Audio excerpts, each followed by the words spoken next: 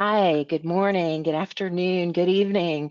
I'm Sarah Hughes. I head up customer experience here at Kandy Communications, and I am in Dubai right now, from across the pond. And with me is Simon Lagood, who heads up our training. What we're going to cover off today is our next Kandy Technical Fireside Chat, which will be a compilation, that's my made up word of the day, of everything that we did last year. And so you may find some things that maybe you just missed entirely, or hey, this is pretty cool. So hopefully you'll get a lot out of this. If going through this you find you have a question, please populate it in the chat at the bottom, and we'll be happy to respond to that. And then we will be sending out this recording to everybody. And you can forward it on to anybody who might want to listen to this and get more out of it as we go along. All right, so I'm going to hand it over to Simon to go through our topics, and we'll get started. Hey, good morning, everybody. So we just wanted to quickly say hello. We are going to go off camera for this presentation just for bandwidth purposes. We've got Sarah in Dubai, and I'm sure you guys are in other countries as well, so we want to be mindful of bandwidth constraints. So we will be off camera for this one, but we will continue on. So the first thing that I kind of wanted to talk to you guys about is just to show you the agenda for the session today. So what we're planning to do is go through some of the portal updates from 2022.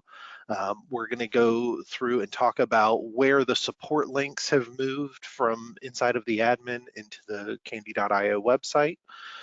We're going to briefly talk about the new support portal that launched last year. We'll take a look at some of the partner portal documentation changes that have occurred, and then at the end, we'll finish it with some of the training updates that occurred. So again, everything in this webinar is features or things that have changed in 2022. And then on a couple of these, we'll actually forecast some of the stuff that's going to be coming this year. Another thing that I wanted to point out before we kind of dive into some of this, this will be the forum moving forward where we're going to kind of review each of the updates that happen as we kind of progress through 2023. So rather than doing one big PLM update with all of the feature changes and things of that nature, we'll just include them in this webinar as we move forward. All right, so first things first, the first update that we wanted to look at was the analytics update.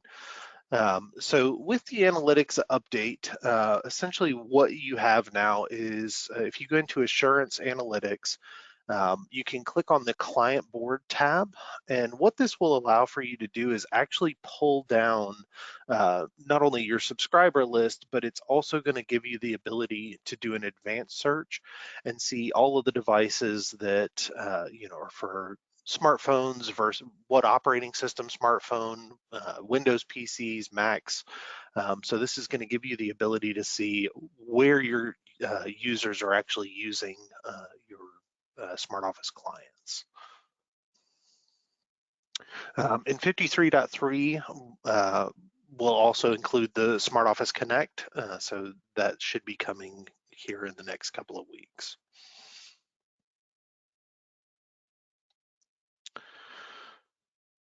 The next one is the auto attendant.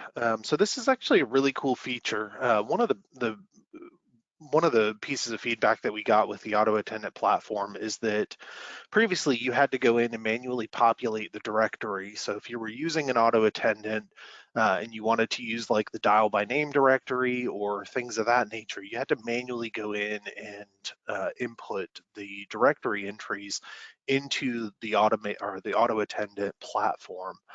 So what we've actually done is we've gone through and we've set it up so that you can synchronize your subscriber list on a per site basis with the auto attendant.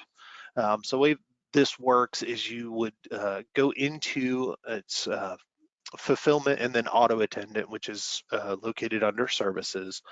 Once you're on that screen, you can click into the auto attendant that you want to set to synchronize. That's going to take you down to this screen where you're going to select which site you want to synchronize with. And it can be one site, it can be multiple sites if that's what you would prefer to do. You'll save that. Once you've saved it, you'll check the box next to the auto attendant, and then you can activate the directory synchronization. And again, what that will do is it will allow for the admin portal to automatically pull in all of your directory listings into the auto attendant, so that you don't have to worry about going in and exporting subscriber lists and importing them into the auto attendant and all of those kinds of things that you've done previously. So this will continue to sync as we move forward.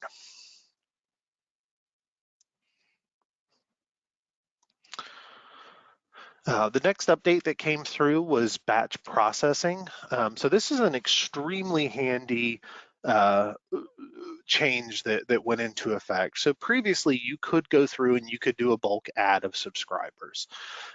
What this is going to allow for you to do is to do bulk updates and bulk removal.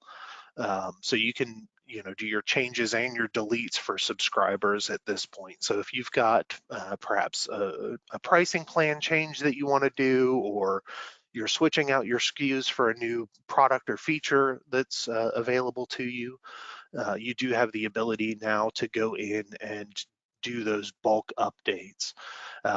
What we recommend when you're working with these bulk updates or these batch processing type things is that you go through, you pull out your subscriber list, so you export your subscriber list.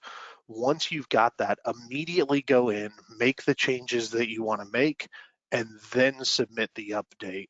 And the reason behind that is you don't want somebody coming behind you and making a modification, and then when you go through and upload your changes, it to reverse the changes that somebody made in the interim time while you were working on the updates. So it's important just to kind of communicate internally there, but if you do it all as kind of one pass rather than a couple of days in between downloading the list and submitting the update, it goes through without any issues. A couple of extra things about this, though, is as you're cleaning up, let's say SKUs, or as we've discontinued some things, or maybe you're discontinuing some SKUs, you want to see, go in and move them. That bulk modify capability is super important there. The other benefit of this, we recently did this when we moved some customers, some partners from one data center to another, in one region to another. Then some of you are on the call today. We use this bulk import, and it gave us errors as to what was a problem. So that was pretty handy too, rather than it just errored. It actually gave us instructions, or this field isn't relevant or whatever. So it's very informational on the messages that it gives you. Absolutely, thanks, Sarah.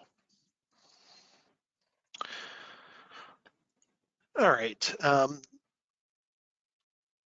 So the other thing that changed with this, and I apologize, the other thing that changed here is we do have a new button here that's going to allow you to view it in the new UI.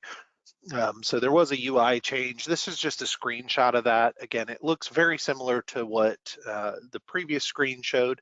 It is just a new interface here that will allow you to do your update, your removals, and then you can check the status of an update or removal as well. We did talk about this previously, so if you want some additional information on these new SIP or certified SIP soft phones, there is an entire webinar that you can view on the partner portal. But we did release we did certify a couple of new soft phone clients that are available to you guys now. So Voice Operator Panel is a soft phone that is intended for kind of your receptionist or secretary type folks, anybody that answers a main telephone line coming into a business. It does support multiple call paths and all of those kinds of things. You can import company directories, simultaneous calling, transferring, all of those kinds of functionality.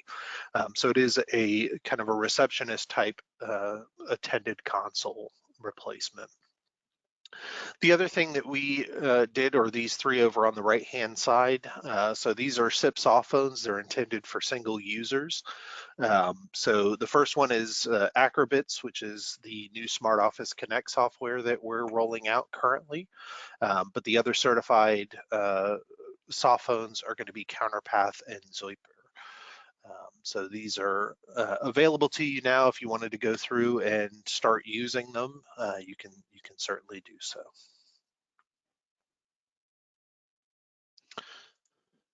In addition to that, so we also went through and we created an FAQ document.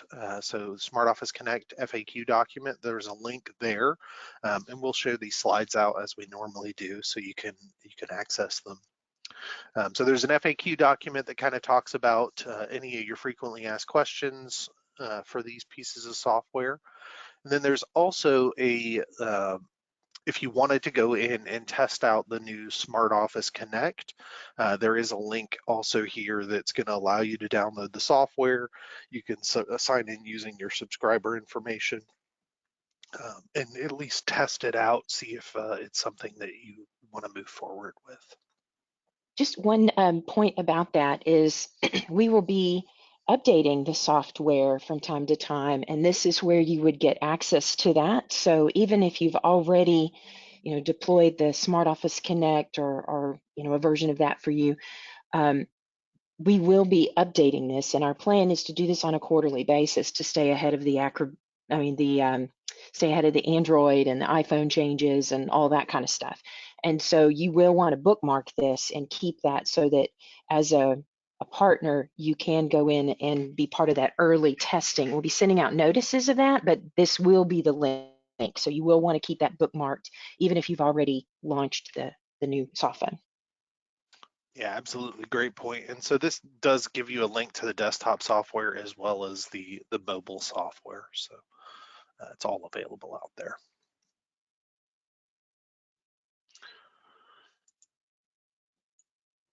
All right, the next topic that we wanted to look at is the new interface for the Cisco device keys.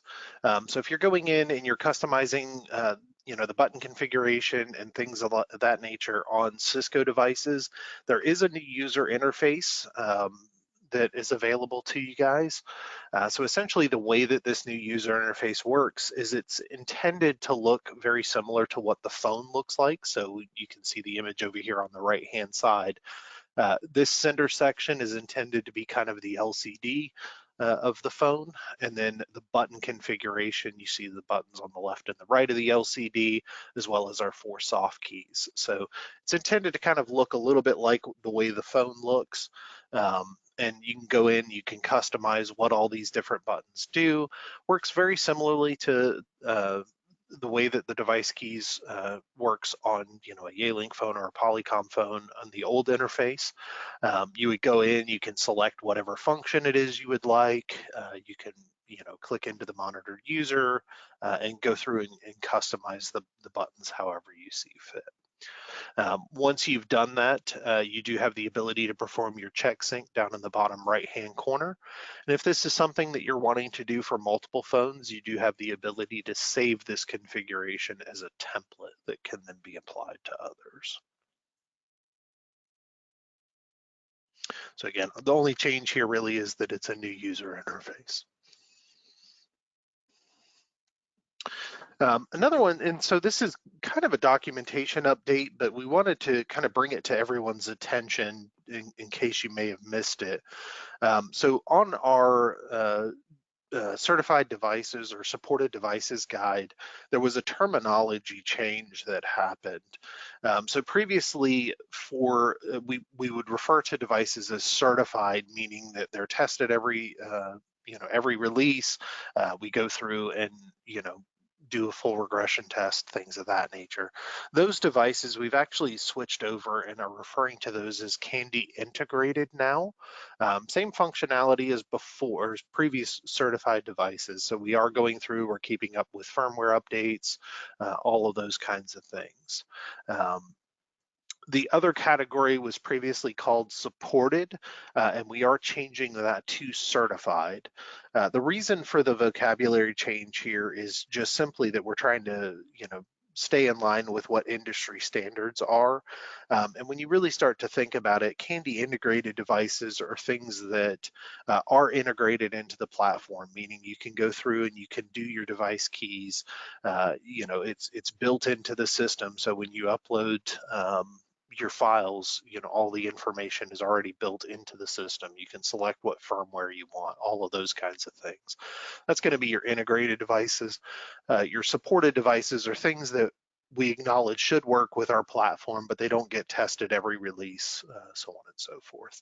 So no changes in terms of functionally what the difference between the two are. All that changed was the vocabulary. So if you see something that says Kandy integrated devices now, that was previously the certified devices, and certified devices were previously referred to as supported. So we do have a question about when do we expect to have the Poly Edge phones available in the portal? I did talk to Poly last week, and working with our product management team, we're trying to get them in our April release. And we're also looking at possibly doing a webinar again with Poly in that same time frame to give you guys an update of other things going on with them. But that's hopefully that answers your question there, Chuck, about Poly Edge availability. We're talking about April timeframe. So great question. Speaking of which, so the other thing that we did do is I've gone through and updated, some of you may have seen this chart. So this is just a listing of all of the different devices, whether they're certified or integrated. So I've gone through, updated this chart to give you kind of a one-stop shop when you're trying to figure out whether or not a device is certified, supported, so on and so forth. The blue here is just indicating that it does support shared line appearance. So if that's something that you're interested in, the blue devices here are the ones that are going to support that functionality.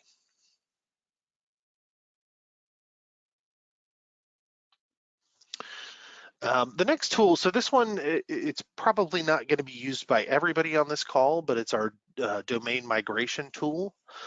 So essentially what this tool will allow for you to do, and it does require a support ticket to get using it, but essentially if you've got a customer under you, an organization under you that wants to migrate from one domain to a new domain, this tool will allow for you to go in and migrate those subscribers and moving all of their information from the original domain to the new domain.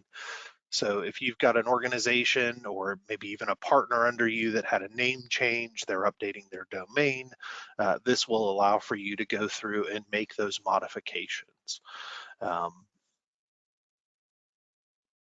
Depending what on it what you're won't do is Yep, it go ahead. won't allow you to move from one partner to another partner. It has to be within the same partner, kind of a name change of that domain. But you can't move from ABC reseller to XYZ reseller. It would have to be within that same partner domain.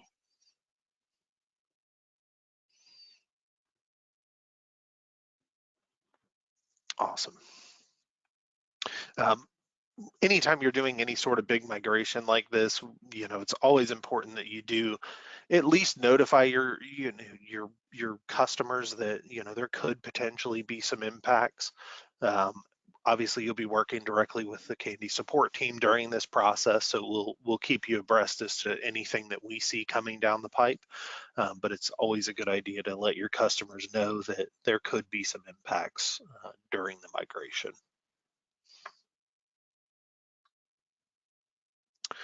The next one is the email notification update that happened. So email notifications have been added at the SMB level. By default, this is disabled for everybody. But essentially what this allows for you to do is go through and enable or disable various notifications. So the one that I'm showing here on the screen is the new welcome email that goes out. So as you're adding a subscriber, this welcome email could be generated straight out to the end user, giving them the ability to see their user ID, but also go through and reset their password. So these are things that are available to you. You can go through at the SMB level and enable them if you would like for these emails to get generated automatically.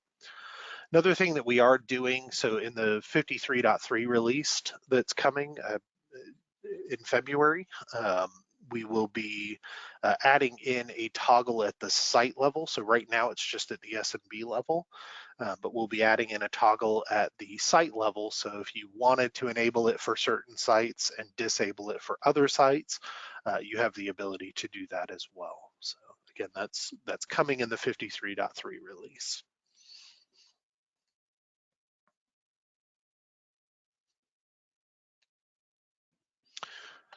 The next one is the online CIQ process. So for those of you that are not familiar with the online CIQ process, this is for onboarding a new organization or a partner below you. So anything that requires a new domain setup is what you'll go through and use the online CIQ process. If you've done it in the past, you may have used an Excel spreadsheet and sent over all the information to the KBS support team to get things moving from that regard. This has eliminated the need for that Excel spreadsheet and allows for you to go through the admin portal and use the online CIQ process to kind of guide you through the step-by-step process. What changed with this process? There's not any user interface change or anything like that, but what did change is now we've added in email notifications. So you'll get email notifications with status updates as you go through the process itself. So you don't have to log back in here and check the status or anything like that. We'll email you status updates.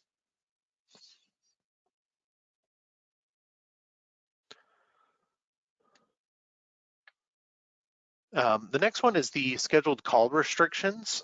So this is kind of a cool update that happened. So you may be familiar with authorization codes. So authorization codes allow for you to overwrite the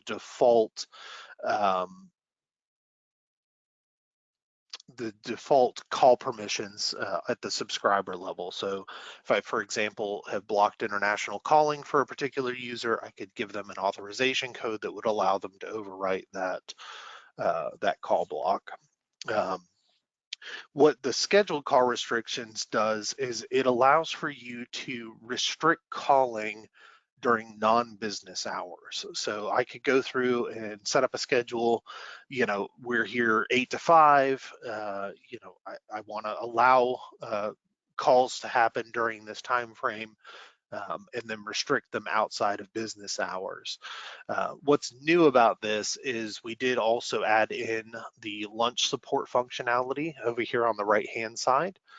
So now you can not only say we're here from say 8 to 5 or 8 to 6, but we also take lunch from 12 to 1. So I want to restrict international calling during that time as well. And then Hey, we do from have a this, question here, and it's on the scheduled call restrictions. Some people aren't seeing an admin. There is a SKU that needs to get added, and so if you can email customer success at kandy.io, we will add that to your catalog, and it just needs to be added to that SMB and then or org and incremented, and then it'll be there for you. So just email customer success. I'll just put it in the chat here at kandy.io and just ask for the scheduled call restrictions or the auth code scheduling, if you want to call it that way, into your catalog so you can utilize that feature. And then there is no cost for that feature. There was also a question about not being able to see the online CIQ. You do have to be a partner in order to see that. And it may be that it's above your level, like creating partners and creating customers. Your admin access may not have that, but do check with your, if you're an indirect reseller, check with your direct reseller of ours, and they can help you with it. Awesome. Great questions. So again, down below the schedule, you do have your authorization code. So if you needed to add an authorization code for somebody, you can click the little plus symbol, and then those can be in turn activated on a per subscriber basis. For those of you not familiar, I'll just briefly cover it. So star 11 is the star code that you use to enter your authorization code. So you dial star 11 followed by whatever your authorization code is, and then the telephone number you're trying to dial. So if I go to the next slide, this is the subscriber level. So you can see down in the bottom left-hand corner, you do have your scheduled call restriction field. And this gives you the ability to block all international calls. And I've got it up at the top here so you can see what's in the drop down. But you've got block all international, you've got block all long distance, or block all calls. So just depending on what it is that you would like to block, you do have several different options there. And then of course, star 11 plus the authorization code would overwrite these settings. And then down at the very bottom of the slide is an example, a real world example of what that might look like when you're dialing it. Keeping in mind, right, if you wanted to, you could, if you're less concerned about internal issues and more concerned about, fraud or things of that nature, you could certainly set up a speed dial button that has these authorization codes and things already built in. So just an option for you, just depending on what level of security you're looking for there. The next one is the UCD queues. So we've gone through and we have updated the reporting functionality that exists for UCD queues. So this particular report is what's referred to as the login logout report. This does only work if you're using the login logout functionality inside the end user portal. So if you're having subscribers go in to the end user portal and log in and out of the queues, what this report will give you the ability to do is get that login logout times, so you can see who was active, who was not active in a particular UCD group, and then it gives you the timestamps and things of that nature as well. So.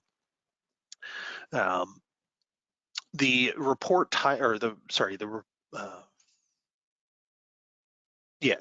report type is going to be the call distribution agents report, and that's what's going to give you this information that you're seeing in the chart below. In addition to that, for the UCD groups, there were also quite a number of changes and fixes that happened to the wallboards. So we did go through and do quite a bit of updates there. So if you were previously having issues with the wallboards, those have been fixed and should be operational at this point.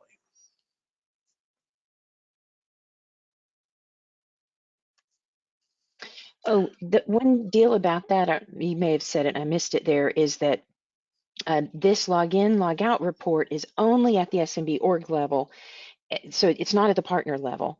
And the big thing here is that it's only going to do it if you log in and out of the end user web portal. If you log in and out through the telephones, then it's not going to show here. So you need to train anybody needing this to go to the end user web portal, go to config at the top, there's a link, and then log in and out through the end user web portal. Yeah, absolutely. Yep. So while we're talking about reporting, there were a couple other reporting updates that we wanted to go through with you guys.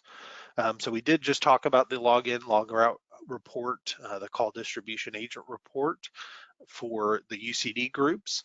But also under the dashboard, there is a new report, and this one's actually pretty cool. It's the revenue and cost report. And while that report itself is not new, what is new about it is when you actually export this. So if you click the download export button, what this does is it actually gives you a full spread of the inventory, but not only that, it shows you which SMB, so this report's at the partner level, when you export this, it does not only give you the inventory, but it tells you which SMB or which person below you has the inventory. So if you're going through and updating SKUs, or you're removing a product or anything like that, you have the ability now of going in and on a per SKU basis see which of your SMBs or your customers have ordered that inventory and how many are available. So the delta between the two being in use. So now you can see, which customers are using which SKUs, so you can quickly go in there and update their accounts as necessary. So previously, you kind of have to go through each SMB individually, or each partner individually, and now you have the ability of running this report at your partner level, and you can see everybody that is using the SKUs that you're trying to update. This is super, super handy in, like we talked before, about cleaning up some of the SKUs, moving people down from maybe our package 7 down now to package 5, and knowing who has it and where do I go to get it. You really couldn't do a lot of that traceability. So this is super handy, and this is something that wasn't necessarily communicated in the release notes kind of stuff. So this is super handy. Yeah, no, absolutely. I was super excited when I heard about this. So again, it's on the dashboard. You can click the switch report button over on the right-hand side. And this particular report that we're looking at is the revenue versus cost. So it's the revenue versus cost report. And then when you export it is where you get this inventory list that we were talking about. So super handy. If you haven't seen that, definitely go check it out.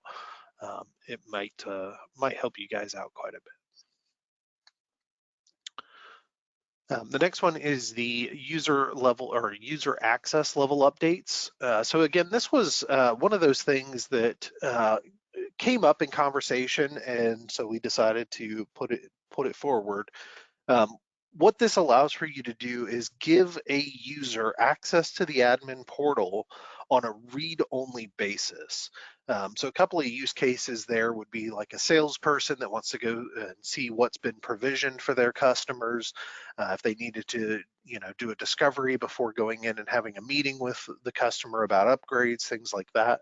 You can give them access to the admin portal on a read-only basis, so they can't go in and make modifications, they can't mess anything up, whatever it is, your reasoning for not giving it to them before. Now they have the ability of going in and viewing it on a read-only basis, so that they can go through and do what they need to. They don't have to ask for information from you anymore. They can go look it up themselves. In addition to that, it could be that you give read-only access to one of your end customers so that they can see what's provisioned and can, come back and request changes from your team. So read-only access for a user is a new feature that's available in there.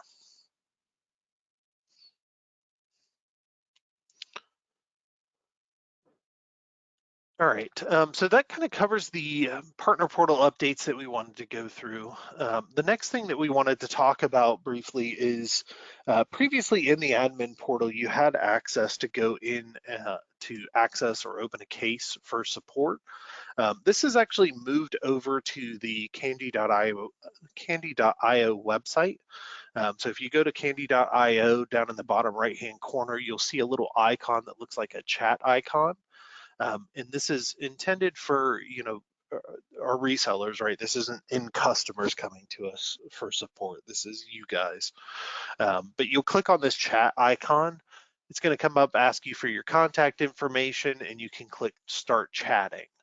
Once you've done that, it's going to give you the ability to select whether or not you want technical support or customer service. Technical support would then get you over into, speaking with somebody that can help you from a technical perspective. Right, Kevin Jones's team. Yep. And then customer service goes to our inside sales and customer success team. Yeah, absolutely. Mm-hmm.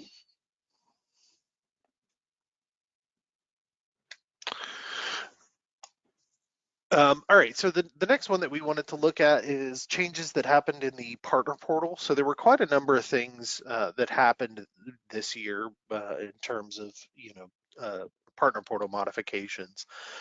The first one is going to be there was quite a bit of documentation changes. So outside of the ones that you would expect in terms of, release notes and things like that, there were several other documents that we updated. So the provisioning and API limits performance measurement document is one.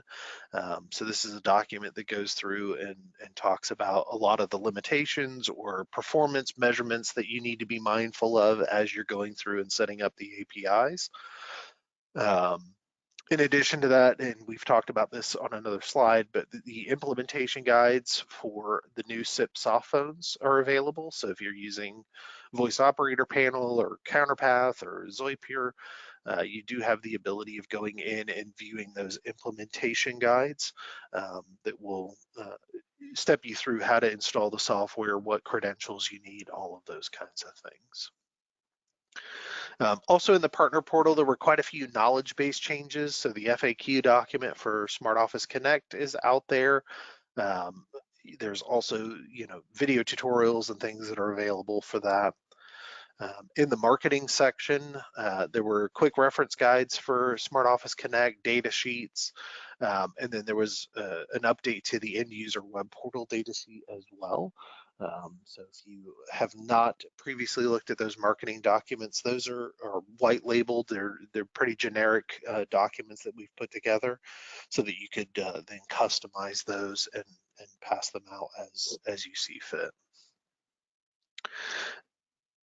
In addition, the support portal did change, and we're going to talk about that again here in just a second.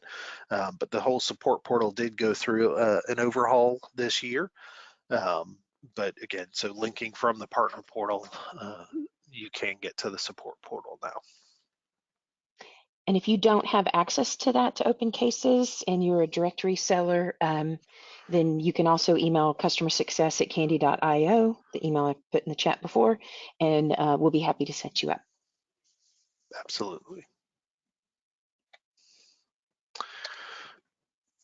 All right, so and then to kind of close out the session, so I wanted to talk briefly about some of the training updates that have occurred.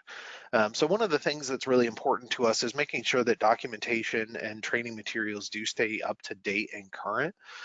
So what you'll notice is on the Kandy.io website under resources and then training, you do have a bunch of information out here. So Smart Office Connect, the end user web portal, your cloud fax information, all of the different user guides for Polycom, Cisco, audio codes, all of the Yealink, all of those phones are out there. So this is a great resource for you to go through and get information. There's quick reference guides, user guides, video tutorials, data sheets, all of that information's out there on the Kandy.io website. And then in addition to that, we announced this early last year, the 3 different trading certifications that we offer, so sales, admin, and support. We have been going through and updating those courses, the individual courses in those certification programs. So one of the biggest ones, thanks to Jennifer on my team, she went through and re-recorded the administration class. So it's this UCAS or Kandy UCAS for administrators, this course down here. So that's a brand new 2.5-hour class that was just recorded and updated this year. And then others have changed as well. I believe the solutions overview training has recently been changed, as well as several of the support classes. So the leader-led course that we offer every other month has been updated recently with some of the new modifications and things that we've made. So by all means, if you have not gone through those certification courses, definitely take a few minutes, go through, look at them, and they have been updated recently. So.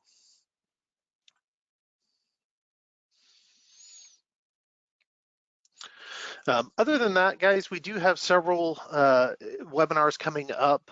So we've got one at the end of February, we've got one coming in March, and we will be updating those. As Sarah mentioned, we're currently communicating with Polycom to get them in to do an update as well.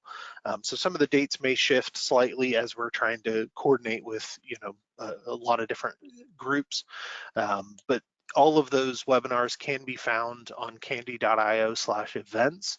And as we kind of update the schedule, we'll make sure that that website stays up to date as well. So you can see what's coming down the pipe and be able to sign up and register for those events as well. As you guys saw with this one, we do try and send out an email reminder about 2 weeks ahead of time, so that you have time to go in and make your reservations for the webinars. Other than that, that was kind of everything that we wanted to cover with you today.